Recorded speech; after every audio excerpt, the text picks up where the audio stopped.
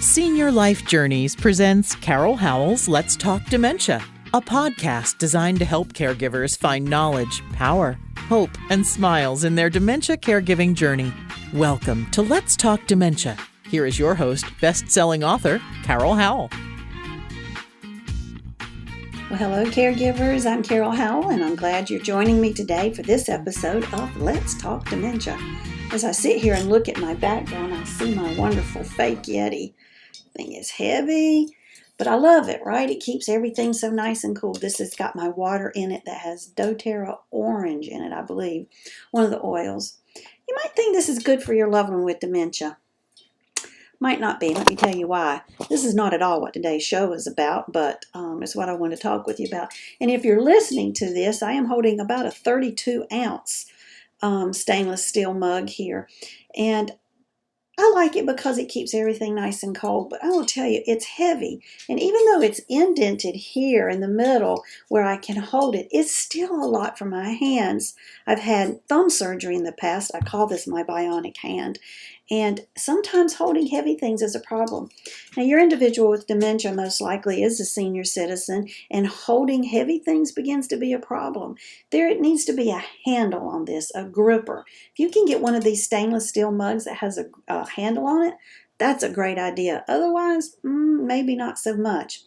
Then let's think about our folks with dementia, or really anybody. What are our preferences? Do we like our liquids really cold like Carol does? I don't want it lukewarm. I want it either hot or cold and nowhere in the middle. But that may not be what your loved one with dementia prefers. So think about that. What is their preference? And make sure you're accommodating that.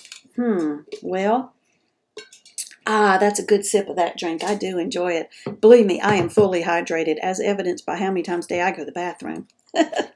But that is not at all what I wanted to talk with you about. It just got my eye. Everything in life seems to lead to my brain to think about dementia, and you get to hear about it. Well, I have the distinct privilege for the last 8.5 years to conduct church worship for folks with dementia. I did this in South Carolina when my mama was alive, and she attended worship, and she would often complain afterwards about what she didn't like about that particular service and what the preacher said that she didn't agree with. To which I'm like, oh well, can't make everybody happy. Then we moved to Florida, and I walked through the common area visiting my brother-in-law at his assisted living about 2 weeks after he moved. And they were having this little church worship. And I said, would you like for me to play the piano for you, for your music? And they said, oh, yeah. Well, the next thing I know, I was playing the piano every Sunday. Then the next thing I know, the guy who was worship leader ceased being worship leader, and I was tasked with being worship leader and playing the piano, which is not easy. That's a lot to get done each Sunday. And I'm up and down and working with my folks who have dementia. I'm also the one who has to serve communion because our pastor, who is a resident there, is in a wheelchair and he can't get around. So Carol's got a lot to do on Sunday mornings, but it's all good. I enjoy it. You never know what's going to happen at a church service there. Sometimes it's just very, very interesting. So one Sunday there was a discussion about the origin of the song, It Is Well With My Soul. And one lady in attendance who lived there just told this wonderful story about how it went. And I'm standing there just smiling, going, oh, that's just wonderful. Because I'm not entirely sure she had all the facts right, but who am I to argue with her? And then another person said, oh, no, that's not how it happened. It happened like this. And they proceed to tell their story. And then the lady goes, well, that's not right. And I'm going to tell you how I know that's not right. And Carol's standing there in the middle going, oh my goodness, I do not know what to do about this. And so I got out of the situation somehow. Well, we, a couple Sundays ago, were going around the room. I asked them to tell me individually what they were thankful for. We had about 10 or 15 people, so we could do that. And this one lady said, I'm thankful that I had 15 children. Holy moly, she had 15 children? For real? I said, good gracious, woman, that's just amazing. Well, the next person to speak was the pastor. And I said, Pastor, what are you thankful for? He said, I'm thankful I did not have 15 children. Isn't that funny? To which I said, amen, preacher. I am thankful I only have 15. I mean, kudos to you guys who do it, but it's not Carol. I could not have done that. But it's just very interesting, the things that we hear. The prayer requests sometimes are so far out there that, there's just no way that story could be true. I think that, then every once in a while I find out the story is true, but most of the time I'm thinking, this story isn't true. So are we going to pray for a prayer request of something we know that's not true when we do our corporate prayer? Well, you know what? You can absolutely do that. You can mention it word for word, just like Mrs. Smith might have requested prayer for her mama, that there's no way her mom could be alive. Just mention it. Go ahead and say it just like she did, because the good Lord knows, and He knows your heart. He's not up there going, I can't believe you're bothering me about this. He's not doing that. Or you can just say, and I want to pray for all the prayer requests that were mentioned today, each and every one of them, and not go into detail. But what we would never want to do is go, all right, I'm willing to pray for about anything, but your mama died in 1986 and I'm not praying for her. Well, of course, as I've told you before, we would never want to do that. And do we ever want to embarrass our folks? Ever? But especially among peers in a group setting or a church setting. Nobody wants that, so just don't do it.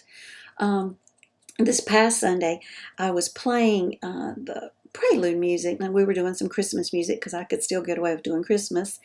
And this lady was just singing every word. And I said, why don't you lead the worship music for me and I'll play the piano? And she said, oh, I couldn't do that. I said, come on up here and we'll practice for today. So she came up and we practiced a little bit. And she goes, no, I could just never do it. I could just never do it. I'm thinking she did such a good job. If I could just encourage her to be a part of this. I went, well, that's fine if you don't want to do it, but I could sure use your help. Well, I want you to know, when it came time for service, and I said, everybody turn to the first page of their bulletin, the words to our first song, which I think was All Hail the Power of Jesus' Name. I said, it's printed there. And she hopped up and she ran up front and just started singing it with me. So it was pretty neat. Church service with our folks with dementia, we never really know what's going to happen. But I just want to ask you this. When you go to your church, are you always sure what's going to happen there? Well, see, you think you are, but if you've got kids in front of you and one of them's got to be taken out because he's screaming a fit, and you've got somebody in front of you that's rummaging through their purse, hunting a pen, or worse yet, a piece of gum they've got to unwrap, you hear rattle, rattle, rattle. You never know what's going to go on, and that's just life. Church with folks with dementia, it's really very similar. We never know what's going to go on. We're maybe a little more accommodating because we realize what we're dealing with. But we should be like that in all of our life anyway. But our services are short, sweet, and to the point. We're about 30, 35 minutes, and bibbity-boppity-boo, we're out of there. But we do have good music, and if I do say so myself, and the sermon, and time of prayer, and time of Thanksgiving, and it's important for our folks, and it touches a part of their soul that needs to be touched. And I'm happy to be a part of that. I just pray each Sunday somebody doesn't get into an argument with the other person, because you just never know, do you? You guys have a great day. Plan on going to church this Sunday, okay? Let's Talk Dementia would like to thank our sponsors, National Association of Veterans and Families. You can reach them at 800-352-2919, on the internet at www.navf.org. They speak veterans, so you don't have to, and you tell them Carol sent you when you call to inquire about benefits for the veteran, the spouse of the veteran, or both. Editor Beth. You can find Ms. Beth Crosby at editorbeth.com. She is amazing at looking at what you've written and making sure it represents you well. Find her at www.editorbeth.com. And HD Imports, located on Flint Street Extension in Rock Hill, South Carolina. That's York County. 803-985-0985. They are there for the repair and maintenance of your Honda, Hyundai, Toyota, Kia. Tell them Carol sent you. Thanks for joining us today for Carol Howell's Let's Talk Dementia. To learn more about dementia, we recommend Carol's best-selling book, also titled Let's Talk Dementia. It's available on Amazon in paperback and Kindle versions. Be sure to like Let's Talk Dementia on Facebook and leave us a kind word of review on iTunes. Remember, knowledge brings power. Power brings hope. Hope brings smiles. And we all need more smiles.